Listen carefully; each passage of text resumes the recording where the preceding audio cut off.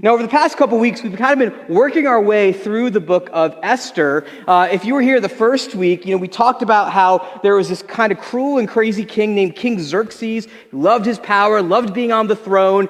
He's got some pop culture references. If you ever play Assassin's Creed, or if you've ever watched the movie 300, that's the king that they're talking about. He's cruel, he's vindictive, and when he invited his wife Vashti to come and basically come to his, essentially it was like, his frat party. She said no, she refused to come, and he basically had her put away. We talked about the courage of conviction, that there's times when we need to stand up and stand out when everyone else is shutting down and shutting up. And so we talked about how do we have courage of conviction.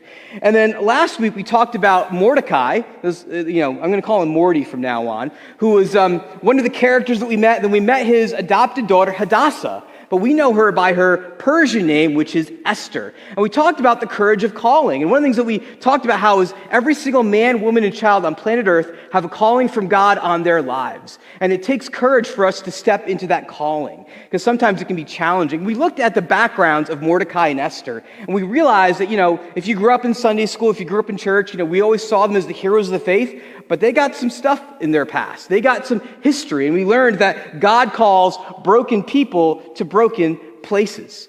That we don't have to have our life all together. We're not even always called to fix the broken places that God's called us to. We're called to be faithful, to be present, and so that we can be used by God in that space. And one of the most interesting things in the book of Esther, we said this, is that God is silent. Okay, God is not mentioned anywhere in this book. And one of the things that we kind of have to ask ourselves is why? Why isn't God mentioned in this book? We're going to talk a little bit more about that today. But oftentimes, I think as human beings, that's kind of our experience in life, right? Like, God doesn't usually do these divine, miraculous things on a regular basis. So we're kind of figuring out life using our own human wisdom and our own common sense. In fact, some of us are planners. Any planners in the house today? Awesome. Very cool. They're like, I'm uncomfortable putting my hand up because I didn't plan on doing that. So, if you're a planner, maybe you've got your next 5 years planned out, maybe your next 10 years planned out. And we all kind of do this as people. We love to have our stuff, all of our steps planned out, maybe even planned out for our kids' lives, things like that. But so often we forget in our planning and our prepping that God's plans often don't reflect ours. Proverbs 16:9 reminds us this. It says, in his heart, a man plans his course, but the Lord determines his what? His steps. God knows all of our steps. And he doesn't always tell us what our steps are looking like. But if you think of God as the grand master, he's already got your steps planned out. He's got the steps of your friends, your kids, all kind of mapped out already. I got to ask, how many of you are fans of the game chess? Any chess players in the house today? Awesome. Any of you actually good at chess? Oh, awesome. Oh, I see some hands up. So listen, I am not I am an aspiring chess person. There was no chess club when I was a kid. Otherwise, I would have been all about that. But I love the idea of chess. I've played. I get beat a lot. It's kind of fun. But if you ever watched a couple years ago, there was this Netflix series called The Queen's Gambit that came out. Any of you guys watch that? Yeah, it was really good. And it really kind of gave me a greater appreciation for the game of chess. It's really incredible just how these chess masters think. They're not thinking one or two moves like I am when I play checkers. They're actually thinking an entire game. It's really kind of interesting. If you don't know anything about chess, the way chess works is you're really trying to capture this piece right here, and it's the king. Okay, the king can only really do one or two moves in any direction he wants, but all these different pieces, they all move in different directions. You've got the horsey here who moves in L shapes. It's the knight. I know. You've got this other piece called the bishop, and he can move diagonally and things like that. But the whole idea is you want to really try to capture the king, and so you want to try to move in such a way where you can actually get to the king. And when you got the king cornered, you say check, right? And when the king can't go anywhere else, that he is trapped, it is check what? Checkmate. Yeah, that's kind of how the game of chess works. But when you look at all the pieces, and they can only go in certain directions, there is one piece that can go in any direction that it wants. And as far as it wants, and that is what piece, church? It is the queen. Someone say, yes, queen. Yes, queen. Yep, that's right. The queen can go in any direction that she wants. She is the most powerful player on the board. And so you want to do everything you can, not just to protect your king, but to protect your queen. Because when the queen starts moving, that's when stuff starts to happen.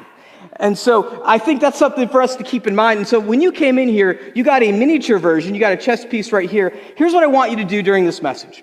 I want you to hold on to this. We'll talk about what it's going to mean at the end. But while I'm preaching, while I'm talking, I want you to hold on to this piece or keep it somewhere close by because it's going to represent something in a moment. But when I think of the game of chess, like it really is incredible if you see some of these chess masters, right? Like they can literally see how a board is set up and they can know whether they've won the game or not. I saw this one master playing once and literally he saw the way the game was set up and he basically said to the guy, the game's over.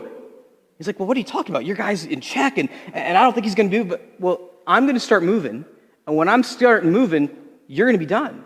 I know how this game's going to go, because they can literally, think in terms of dozens of steps ahead. And I think for us, we often forget that God thinks not just dozens, but millions of steps ahead of us. In fact, oftentimes when we're trying to make decisions, we're trying to understand how God works in our lives, there's a word that kind of describes God working in the midst, knowing all the steps, and it's the word called providence. Say providence. Providence. Maybe you've heard that word before. I want to kind of give you the credit for this part of the teaching to a friend of mine. Her name's Pastor Kyra, and this was really good. She was kind of sharing this with me, that providence is a biblical term. Theologians use it, and it really describes the purposeful providing, sustaining, and governing of the world that God does. And that includes your life. That God is purposely at work and moving in the world. In fact, it's actually, if you can notice this, providence actually has the word provide in it. And really, provide has really two words in it. Which, let me see what my notes say. I forgot what it means. Pro, which means on behalf of, and vide, which means to see. So really, kind of a way to put this is, or to think about it is, seeing to something. And, in the English language, seeing to something means I'm going to get it done. If you say, I'm going to see to that, what does that mean? I'm going to take care of that. I'm going to get it done. I'm going to make it happen. And so when we think of providence, it's basically saying that God isn't just a passive bystander. He's going to make sure that what needs to get done is going to get done. Maybe I'd say it this way. When God sees something, he sees to it. When God sees something, he's at work in the midst of it. The author of Hebrews says that God sustains all things by his powerful what? By his powerful word. So you need to understand that the way God's providence works in a couple ways, it can be something as dramatic as the parting of the Red Sea, right? And we know that story. Or it can be something as unassuming and as quiet as we see in the book of Esther, where we don't see these dramatic things that God is doing, but we know that God is at work in the midst of this. And so we're going to talk about what that looks like. So go ahead and open up your Bibles to Esther chapter 3 and 4, or you can follow along on the screen. We also have the scripture in your sermon notes. You can follow along that way. So this is kind of where we left off from last week. So last week, there's a party celebrating Esther becoming the queen. Everyone's super excited about that. And so during this party, though, there's two people that are not. There are these two guards, and they start plotting on how they're going to kill the king because they're just unhappy with how he's running the empire and all sorts of things. But overhearing this conversation is Mordecai. This is Esther's adopted father. And he hears the conversation. He brings it to Esther. Esther tells the king. The king has the guards executed. So Mordecai saved the king's life, right? And you would think the king would be so grateful. Oh, Mordecai, thank you so much. Like, here's 1,000,000 camels or something like that. Instead, he does nothing for Mordecai. In fact, rather than showing, it seems like the whole event is forgotten by the king like a blip. Instead, something far more threatening starts to happen. And so, starting in verse 1 of chapter 3, it says this. Sometime later, King Xerxes promoted Haman, son of Hammedatha, the Agagite, over all the other nobles, making him the most powerful official in the empire. So let's pause right here for a second. So Haman, if you think of Haman, think of like one of those sleazy guys. He goes golfing with Xerxes. He's got the king's ear. He's always trying to work angles, trying to make things happen. Really wicked guy. And his official title, scholars tell us, is he's actually known as the Grand Vizier, if you kind of know what that means. Now, if you've ever wondered, what does a Grand Vizier, or what does Haman look like? There's actually some archaeological cave drawings of what he looks like. You want to see? Check this out. Kids, who's this? It is Jafar. Yes. Who remembers Jafar's title from the movie Aladdin? He's the Grand Vizier. Yeah, so if you ever want, I kind of wonder sometimes if they based Jafar from Haman. There's a lot of connections. I think, if you look in the original Hebrew, there's a parrot on his shoulder. I don't know, maybe. We'll see. But the Grand Vizier is number 2. He's the most powerful man under the king in the empire. He kind of makes stuff happen. Xerxes says it, the Grand Vizier makes things move into motion, snap into place. And so he's a guy that gets a lot of respect, even borderline worship. Remember, we said Xerxes sees himself as a god king, and he wants people to think of him that way. And people want their Grand Vizier to feel the same way. And so he actually demands deep respect and deep worship.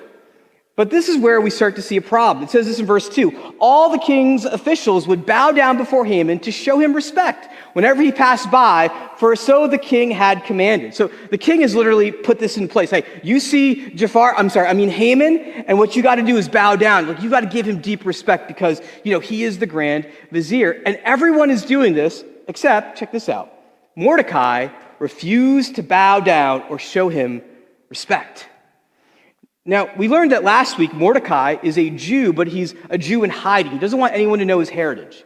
In fact, his name, Mordecai, means worshiper of Marduk. So his Jewish identity is pretty deeply buried down. Like, he doesn't want anyone to find out.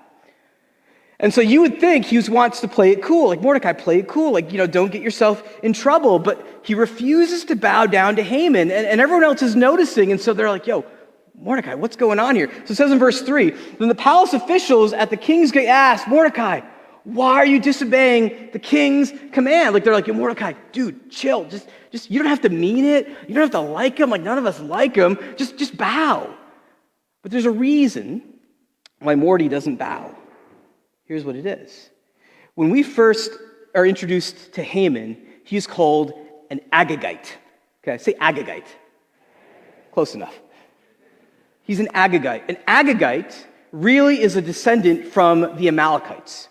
The Amalekites were a tribe that when Israel first was formed as a people, when God first formed Israel, they actually tried to wipe out the nation right when they first started. So there's already a deep, deep history there. In fact, there was a time when the king of the Amalekites, his name was Agag, that's where we get Agagite from, was actually supposed to be executed by King Saul. King Saul did not carry out the execution, and one of the direct descendants of the Agagites, of Agag, is Haman.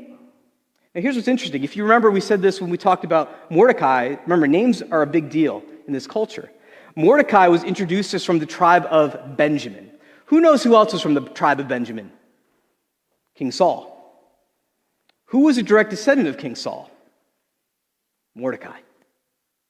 So these guys have some deep, deep family feuding tendencies right here. Like, there's no love for one another here. Like, you think of some of the most famous feuds, this would be one of them. You think of like the Montagues and the Capulets, right?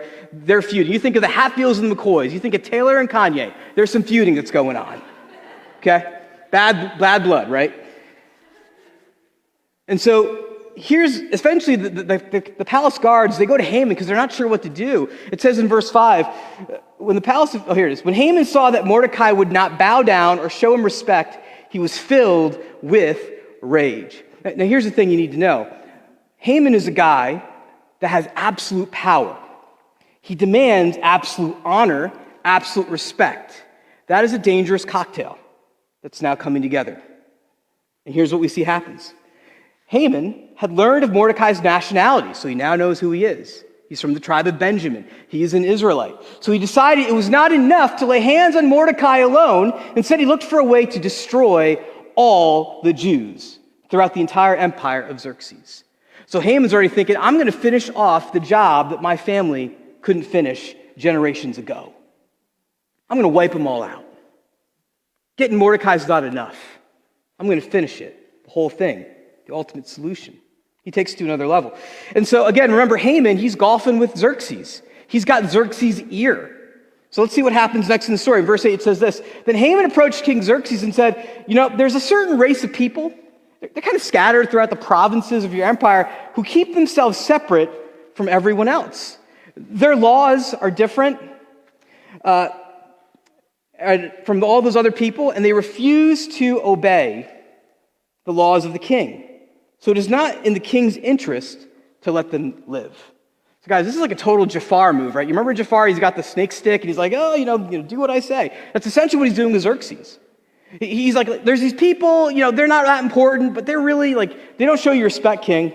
I think you got to wipe them out. In fact, I don't mind doing it for you. In fact, let me grease the wheels a little bit. Look what it says here in verse 9. It says, if it pleases the king, issue a decree that they may be destroyed, and I will give 10,000 large sacks of silver to the government administrators to be deposited in the royal treasury. If you wonder, how much is 10,000 sacks of silver worth?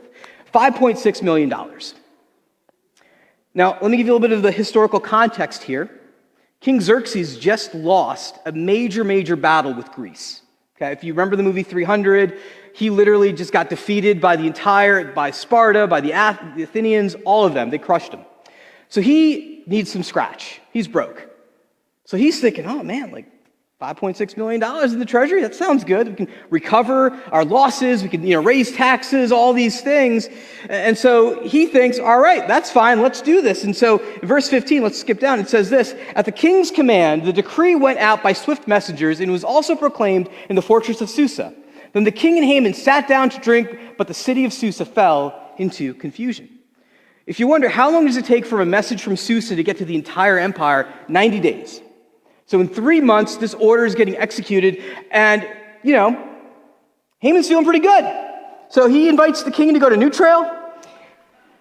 They're hanging out by the benches, and he's like, checkmate. I got Mordecai, I got the Jews, and here's the thing, Haman knows that when this entire people group is wiped out, he gets all their assets. He could become more richer and more powerful than the king. Now, when Mordecai sees that this personal family grudge just blew up and destroyed his entire nation, he freaks out. Look what it says here. It says this, when Mordecai learned about all that had been done, he tore his clothes, put on burlap and ashes, and went out into the city, crying with a loud and bitter wail. You see, for Mordecai, again, Mordecai's got no power. He's got no influence. He's got nothing. And he's like, the game's over. It's not just check, it's checkmate. I'm done. I've got no more moves left to play. Can I ask you a question? What do you do in life when you've got no more moves left to play? You ever had that happen? Maybe you thought, okay, I'm doing all the right things, I'm having the right conversations, I'm going to church, I'm reading my Bible, I'm trusting God, but it seems like nothing is going well. In fact, some of you, the reason why many of you have come back to church is because you've tried some things and it's not working. Maybe you look at your kids, and as they're getting older and their friendship groups are changing, and you're seeing how they're kind of struggling with some of those changes with life, and you feel like, man, I wish I could do something. I can't do anything. It feels like my life's in check. Maybe you're going through a breakup or a divorce and it's getting ugly, or your marriage is on the rocks and you're doing everything you can. You're praying together, you're going to counseling, and it doesn't seem like you're making any forward progress. It's like 2 steps forward, 5 steps back. And it feels like your marriage is in check, your relationship's in check. Or maybe it's your health. You're doing all the right things, the things that you're supposed to do, and then the diagnosis comes and there's nothing you can do, and the doctors are saying there's nothing they could do. Check. Or is it checkmate? Or is it your mental health? The anxiety and depression, no matter what you do, no matter who you talk to, it doesn't stop, and it feels like everything is in check. What do you do when you've got no more moves left to play? What do you do when it feels like your life is in check? Because that's how Mordecai felt. Mordecai felt like his entire life was in check. Maybe even checkmate. His entire world was falling apart, and he didn't know what else to do. And yet in that moment, while Mordecai is in burlap and sackcloth and ashes, Esther is living the life of luxury. I mean, she's living like a Kardashian. Things are good. She's in the palace. She's been in the palace now for about 5 years as the king's wife, and things are pretty comfortable for her. Things are convenient. Whatever she needs, she gets. She's the second most powerful, maybe actually the most powerful woman in the entire empire. And things are good until she hears about her stepdad losing his mind. It's like, what's he doing crying all over the place and causing a ruckus? And so she goes to find out. she sends her assistant, a guy named Hathach, and Hathach gets this message from Mordecai. It says this: Mordecai told him the whole story, including the exact amount of money. I think it's interesting that Mordecai knows the exact amount. It's like he's got some sources inside the palace. He knows the exact amount of money Haman had promised to pay into the royal treasury for the destruction of the Jews. So Mordecai is like, Haman is a Hebrew hater. And he is literally, he's convinced the king to kill every man, woman, and child in the entire empire.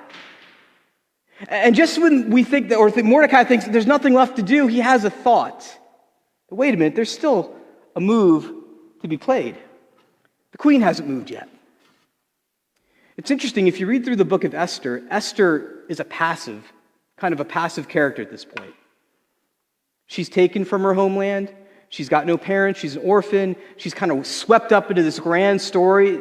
She has at this point done nothing active. She's kind of been going along with everything. And now Mordecai, who by the way told her, you got to hide, you got to play down your nationality. We don't want to stick out. Now he's telling her to do the opposite. Esther, it's time to take a stand. It's time to speak up. It's time to make your move. And she's like, Mordecai, you don't understand. Do you know how inconvenient that would be? Do you know how uncomfortable that would be? Like the king hasn't seen me in 30 days. By the way, Persians, again, a really weird culture. Like, she only sees her husband when he calls for her at this point. And if she shows up in his throne room without being called for, she could be put to death. And we know the king, that's not beyond him. I mean, look what he did to his first queen. And so she's like, Mordecai, we got a really good thing coming. Like, I would almost think Mordecai would be like, yo, Esther, can you hide me in your closet? Just put me in your shoe closet. Like, I'm sure it's got plenty of room.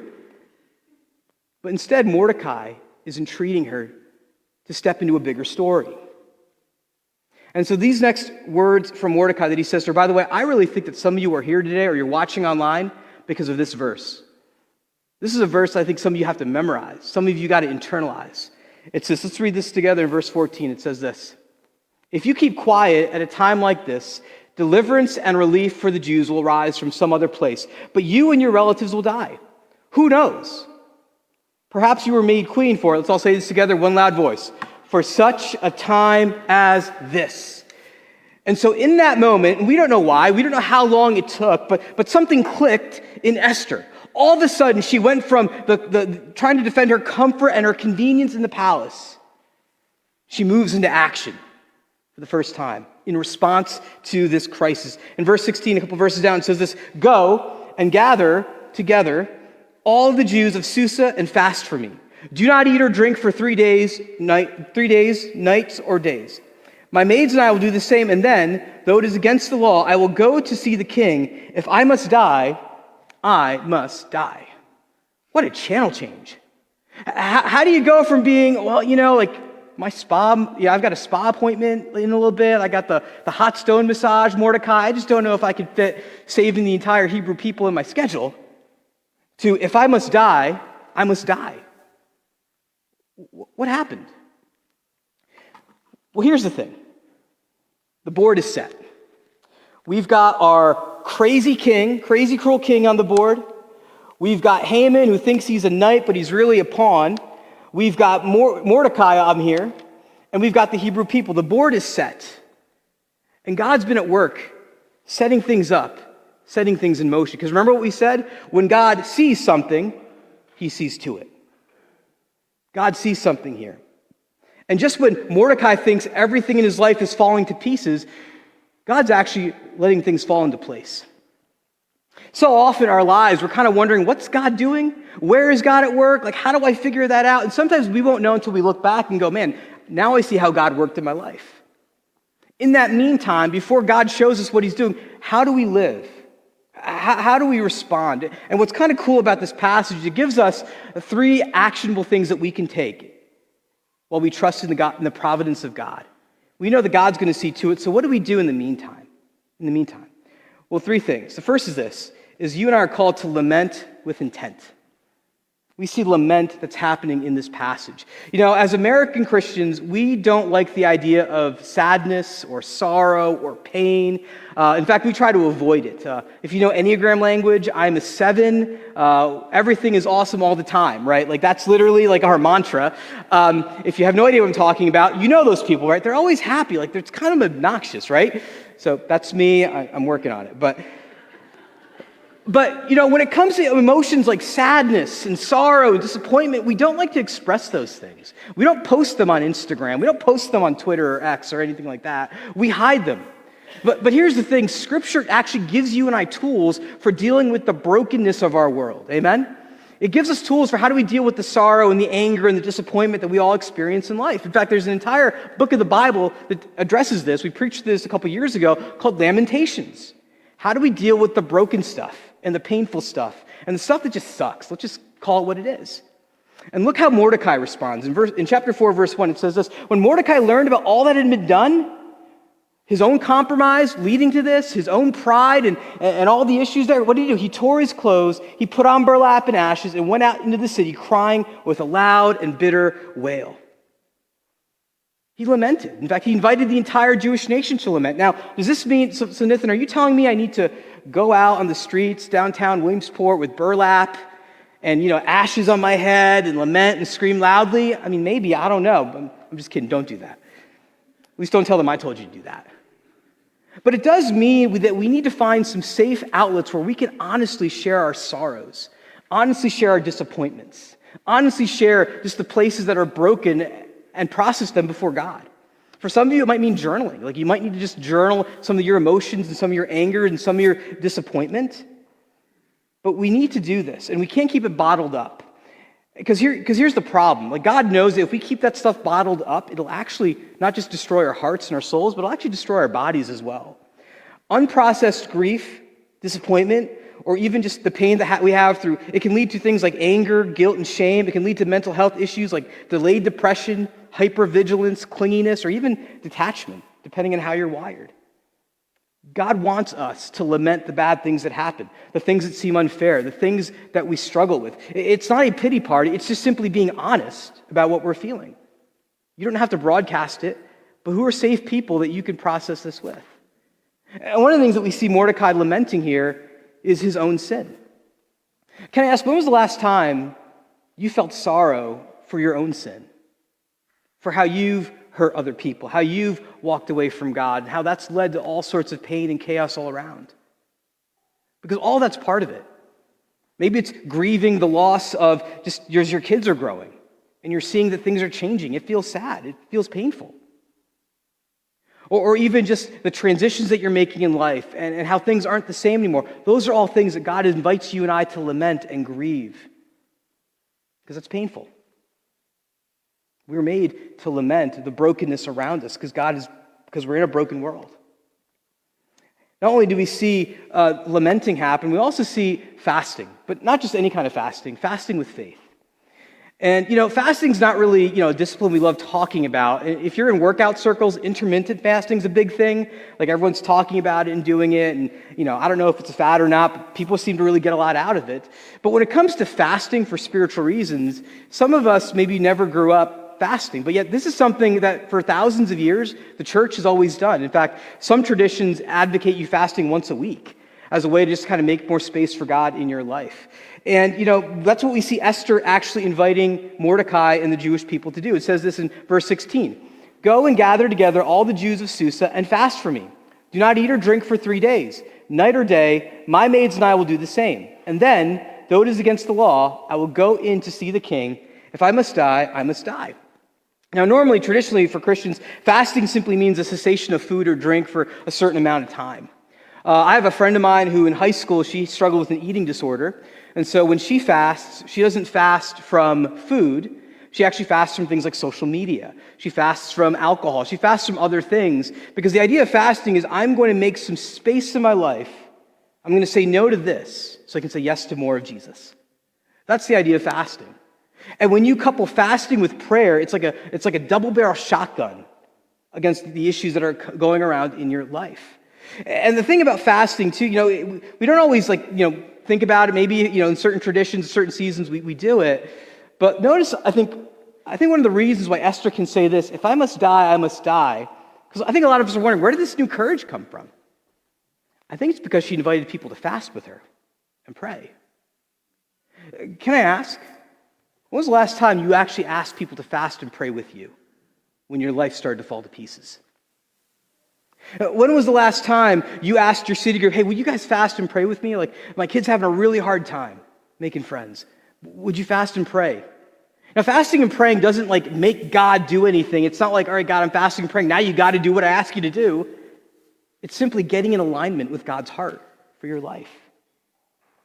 But I think that there's power when as a church we can kind of do that. Or how about this? When was the last time when you struggled with temptation? When you struggled with pornography or addiction, you actually invited people to come around you and say, hey, will you fast and pray with me in this? I can't beat this on my own.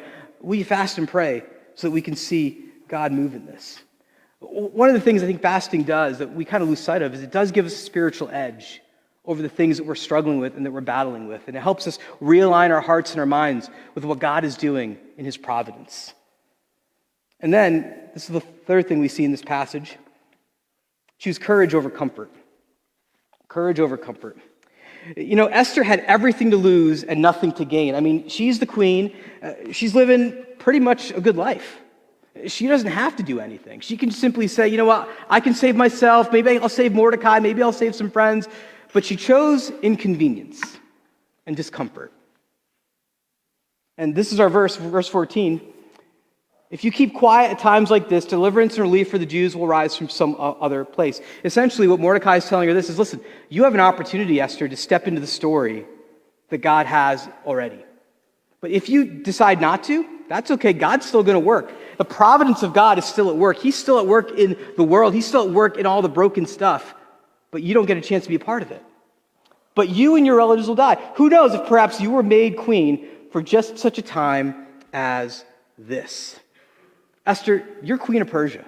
What if all the things that you went through, and you guys, if you were here for this series, we talked about just how Esther was pulled out of her family, how Esther was assaulted by the king, and how now she's the queen. But Mordecai's saying, what if God used all those broken bits of your story? What if God used all of those unjust, evil, terrible things for such a moment as this, for a bigger part of the story?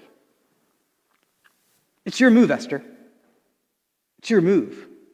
What will you decide? And Esther chooses, we'll see more about this next week, she chooses courage. Because here's the thing, church. We can choose to be courageous or we can choose to be comfortable. We can't do both. You can either choose comfort or courage.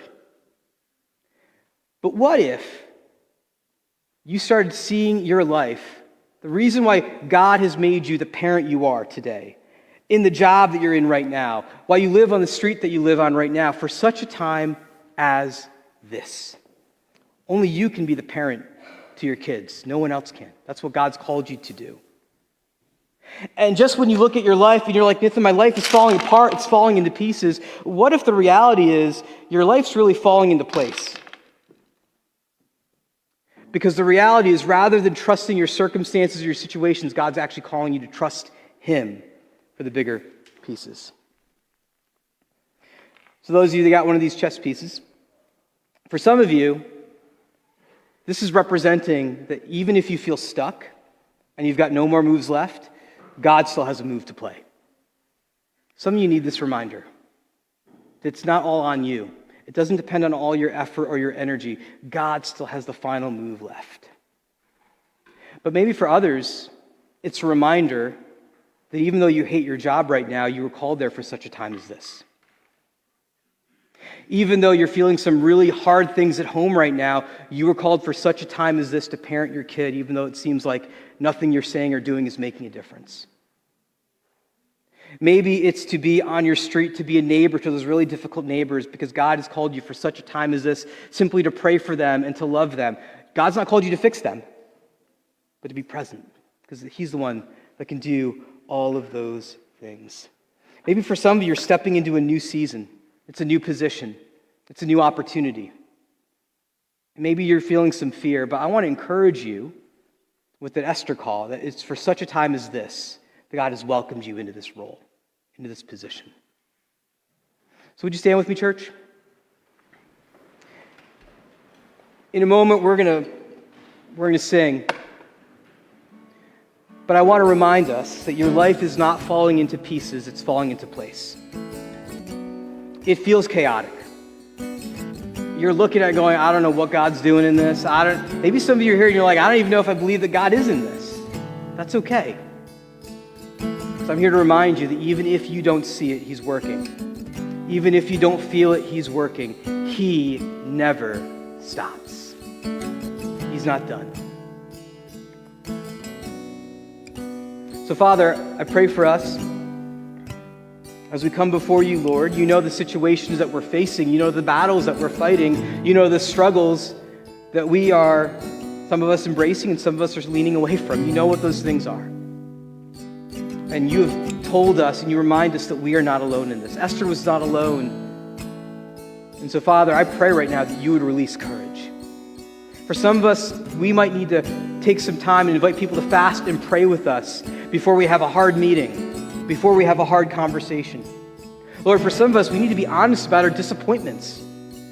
Disappointments in our relationships, disappointments in our job, maybe where we are in life. We thought we'd be further along, and we need to be honest and lament that with you. But I think, Lord, for some of us, we need to choose courage. We've been going along. We've been choosing comfort. And so, Father, as we hold these pieces up, we remember that you still have a move left to play. And it's for such a time as this that you've called us to step into our destiny as your sons and daughters. Give us courage. Release more courage into our hearts today in your name.